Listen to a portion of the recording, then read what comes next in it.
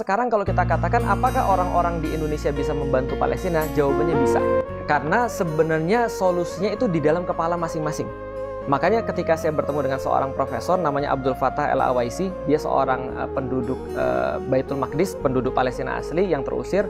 Dia 40 tahun mengajar dan belajar tentang masalah Baitul Maqdis. Sampai kemudian dia menjadi profesor khusus untuk urusan itu. Nah, ketika kita ngundang beliau dan kita minta saran kepada beliau, apa sih yang harus dilakukan sebagai orang Indonesia sebenarnya? Apakah seperti orang-orang lain berkata, yaudah kita berjihad aja ke situ misalnya, atau kita misalnya pergi ke sana aja dan seterusnya? Dia katakan tidak.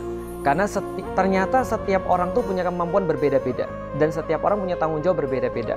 Kalau ada orang sakit, tentu saja dokter lebih berhak dan lebih wajib untuk nyembuhin untuk datang sana. Ini ada masalah apa? Sedangkan saya yang bukan dokter jangan ikut-ikutan dong.